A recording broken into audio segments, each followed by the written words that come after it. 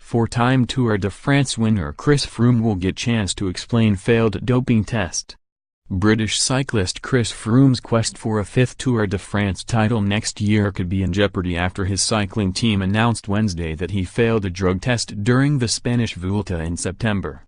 According to Team Sky, the urine test found that Froome had a concentration of the asthma drug salbutamol that was 2 times higher than the World Anti-Doping Agency's permitted levels.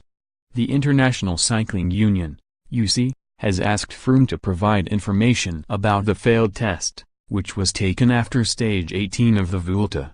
He has not been suspended, as the failed test is considered an adverse analytical finding and not an anti-doping rule violation. Froome has said he has suffered from asthma since childhood and often uses inhalers during races. In the Team Sky statement, Froome said he experienced acute asthma symptoms during the latter stages of the Vuelta and thus needed to increase his dosage of salbutamol, which increases lung capacity and, according to the Associated Press, can be used as a performance-enhancing drug. "My asthma got worse at the Vuelta, so I followed the team doctor's advice to increase my salbutamol dosage.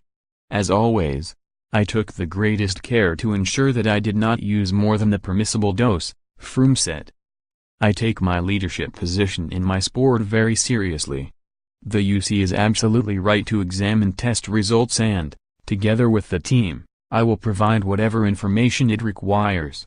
WADA guidelines allow up to 1,000 nanograms per milliliter of salbutamol in a rider's doping sample, permitting the drug to be used through inhalation only. Froome's drug test revealed a concentration of 2,000 nanograms/ml. According to The Guardian, Froome's medical and legal team will be given a chance to explain the failed test to the UCI, which will decide whether it constitutes a doping violation. If it does, Froome likely will be stripped of his Vuelta title and suspended. 2 Italian cyclists, Alessandro Petacchi and Diego Ulissi, have been suspended in the past for high levels of salbutamol, The Guardian points out. In 2007, Petacchi was suspended for a year for having 1,230 nanograms/ml of the drug in his system. Then, in 2014, Ulissi received a 9-month ban after his sample was found to have 1,920 nanograms/ml of the drug, a level similar to Froome's.